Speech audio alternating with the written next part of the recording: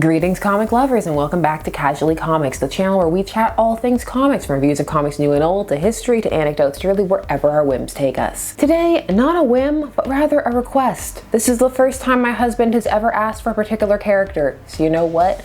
We're gonna do it. Also, this character debuted in the Silver Age, which we all know I have a soft spot for if you've been here for a while on this channel. It is a cheese fest, and so it is right up my alley. We're gonna meet the Polka Dot Man. At the time of this recording, the Polka Dot Man is making his way into a Suicide Squad movie, so more will know the glory of Mr. Polka Dot, as he used to call himself. The name's Polka Dot. Mr. Polka Dot. The Polka Dot Man debuted in Detective Comics number 300 in 1962. He was created by Sheldon Moldoff. That's right, celebrate 300 issues with the Polka Dot Man. Could there be a more fitting tricentennial issue?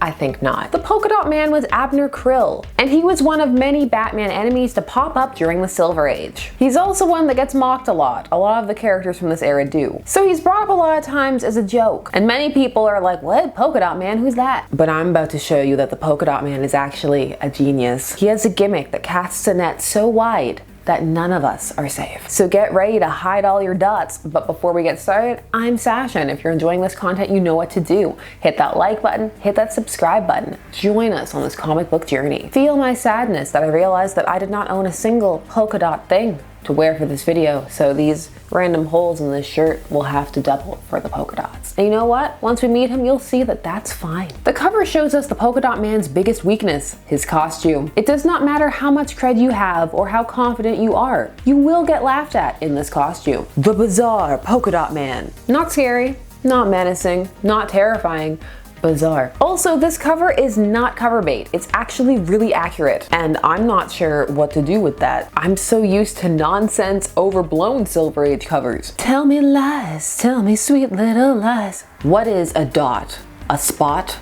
A speck? A nothing? No, it's not a nothing. Yet, by his cunning, one man could make a dot a monstrous menace. Indeed, with a number of dots, he almost became the master of Batman and Robin. Dots, fear the dot. Batman and Robin are on patrol when they spot, pun intended, some criminals breaking into the Spot Service Carpet Cleaning Co. Is a spot a dot? Is that why the intro got so existential? We need to expand. People see things and they're like, that's not a dot, that's a spot. Issue 300 comes in and says, no, for I come from a world where they are one and the same. Are they there for the carpets? Does carpet cleaning net a really big profit? Maybe. But is it enough profits to warrant being robbed by a costumed crook? Now one solid punch will take care of you. Then we'll look for the third member of your gang.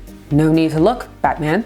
I'm right behind you. Call me Mr. Polka Dot, an off name, but an apt one, for I shall use my inventive dots to make my name known throughout the underworld. I mean, the costume did that more than anything. Like a skin-tight clown suit with ski goggles. He's ripping off one of the dots on his costume! And as he throws it at Batman and Robin, it transforms into a buzzsaw, somehow. It takes out the carpet covering them, allowing him to escape by pulling off another dot that turns into a flying saucer that they can ride away on. Like a hoverboard, a hover circle, which he steers with a control panel on his belt that he's very proud of. Well, we can't stop him now. Yeah, I mean, grappling hook, bat rope, that's too much effort. He's so far, he'd have to aim and So they take note that based on the name of the location that was robbed, that it's clear that Mr. Polka Dot's crimes will all be dot themed. But of course, Gotham has nothing but themed businesses, so you know that there are tons of places that he can hit. So Mr. Polka Dot's henchmen have some of the same questions that I do, and thankfully they ask them. They share with the rest of the class. They want to know how do his dots work and what exactly is going on. Inside my costume are wires connected to each dot.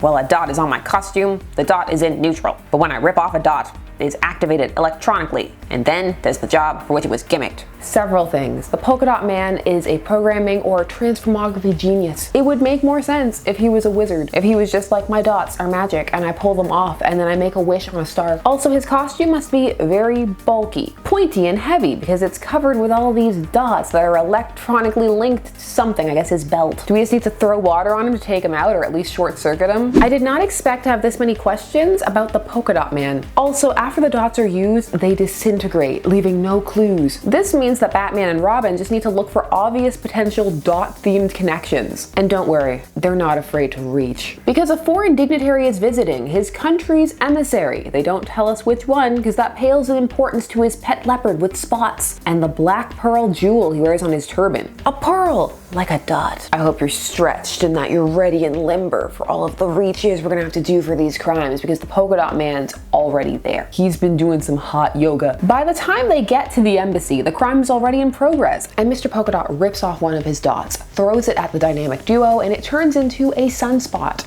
How? This is enough of a distraction for the Polka Dot Man to be able to activate another dot, this one creating a giant bubble around him and his henchmen, allowing them to float away. Peeved on missing out on the Black Pearl, which he didn't get, the Polka Dot Man goes on a crime spree that shows off his versatility. Mr. Polka Dot just robbed my payroll. I manufacture scientific toys for children. No! Depriving the children of STEM! Won't somebody please think of the children? Because Mr. Polka Dot's not doing it. How many children's toys and things are dots? He also robs a nightclub called the Ink Spot, which I'm really curious about. What is the tone exactly? Because it sounds like a snooty hipster cafe. He also robs the Domino Gaming Company, because they had a giant domino out front. And what do dominoes have? Dots. And you know what? He's making waves. The other criminals are impressed. And the newspapers are also writing snappy headlines with some salt thrown Batman's way. The Dark Knight and Boy Wonder have had to split up to cover all the potential dot or spot or speck themed options that the Polka Dot Man could be robbing. Batman is at a location called the Bullseye, and Robin is at a skating rink that appears to have the Japanese flag over it. And it turns out that that's the one that Mr. Polka Dot is hitting. He's already there. He's already got the take from the gate. That rhymed way too much. The dot he threw, it's grown huge, and now it's splitting up into more dots. Golly, those dots have become huge fists, and they're all coming at me. How do you program that? He's using science beyond his time. Respect the Polka Dot Man. Robin gets knocked out by the fists and so has to come up with a new plan. Also, no, he hasn't contacted Batman. He can't let Batman know that he got taken out by dots that turned into more dots that turned into fists. Embarrassing. So he goes back to the emissary of the unknown country and asks if he can borrow his leopard, because then the leopard can help him hunt down the Polka Dot Man. Sounds legit. Also, the emissary says yes. It's totally not just because he wanted to walk a leopard. Not that at all. My night has been terrible. You know what would make this better? A leopard. It would be ironic if Mr. Polka Dot was finally captured because of an animal with spots. Would it be though? Would it actually? This plan just gets Robin captured by Mr. Polka Dot. A Mr. Polka Dot who's got a plan to take down Batman, and you know what? It's not terrible. Not at all. He's gonna convince, or rather coerce, Robin to write a ransom note and send it to Batman, only he's smeared the envelope with mud from a specific location in Gotham because he knows that Batman is gonna analyze it with his Bat computer or whatever he uses in the Batcave, because, you know, he doesn't know the other Bat computer, but he knows that he is a scientist like him. Robin, however, overhears all this and tries to find a way to warn Batman. This seals Batman's doom. He never realized my dot crimes were a puzzle he couldn't solve. Mr. Polka Dot was playing Connect 4 and Batman was playing Tic-Tac-Toe. Batman was playing Solitaire because Robin's been kidnapped. The Polka Dot Man has one more big robbery planned, his pièce de résistance. And Robin is just praying that Batman notices his secret message, which of course he does because he's Batman. Robin wrote on the note in Braille. He pricked holes in it and wrote, "Mud, trap, please come save." Well, you know, he didn't write that exactly, but that's paraphrasing. And they used actual Braille, which, huzzah! It seems like a little thing, but you'd be surprised. Oh, and that dot-themed puzzle, Batman's figured it out. And he says that we can too. Here you go, take a look at it. I feel like it's one of those puzzles that you get when you're at a fast food restaurant. Can you solve the puzzle? The Polka Dot Man's last crime is at a map factory because maps have dots. Robin, free? You little brat, I've got a dot that will surprise you. But it never gets to him because Batman shows up with a flare batarang and with quips that only Silver Age Batman can provide,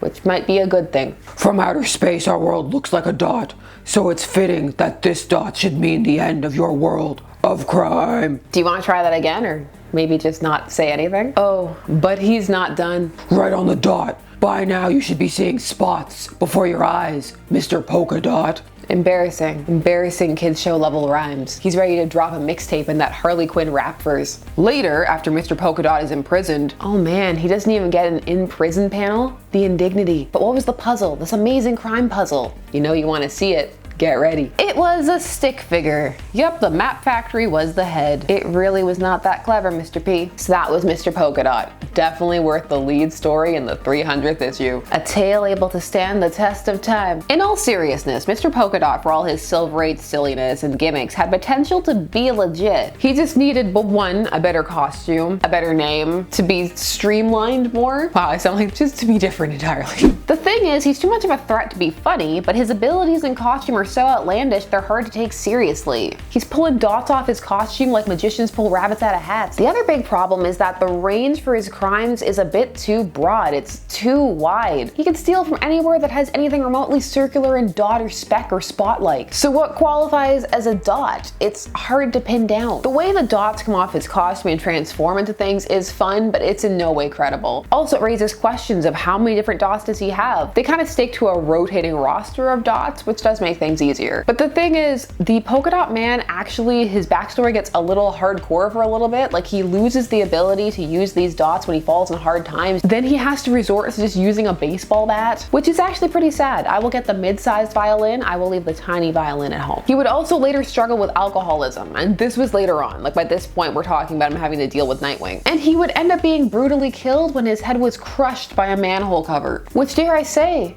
is a dot. I'll see myself out. For those of you who are fans of the Injustice verse, you may recognize the Polka Dot Man from Injustice 2. Here he was associated with the Suicide Squad, and it did not end well. That bomb that gets implanted in them in many cannons, well, it's detonated and his head explodes, courtesy of Jason Todd. Just not a good time to be the Polka Dot Man in many universes. I don't know, some Silver Age villains need another shot, a renaissance. Is the Polka Dot Man one of them for you? Are you ready for him to explode back into rebirth and take his rightful place? Forget Joker War, it's Polka Dot Man War next. Sorry, Mr. Polka Dot. This issue was a bit of harmless fun, but not exactly the kind that's gonna stick with you potentially for a long time. It's understandable why this character kind of slipped away and faded, like Crazy Quilt or the Ten-Eyed Man. Although Crazy Quilt had his eyes sewn shut for a bit later. He came back. Rainbow Raider too. Oh, lots of these characters had second wins and the Polka Dot Man didn't. Come on, Suicide Squad. Give some cred to the Polka Dot Man. Watch, he's just purely comic relief. You can let me know if it's later in the future and you've seen that movie. So I want to know what you think. Did you enjoy the debut of the Polka Dot Man, Abner Krill? Share all of your thoughts down below. And while you're down there, please do all of the other YouTube things. Like, share, comment, subscribe, and hit the bell notification so that you never miss a vid. Thanks so much for taking some time out of your day to spend it discussing comics with me. I always appreciate it, and I'll see you again soon. Bye-bye.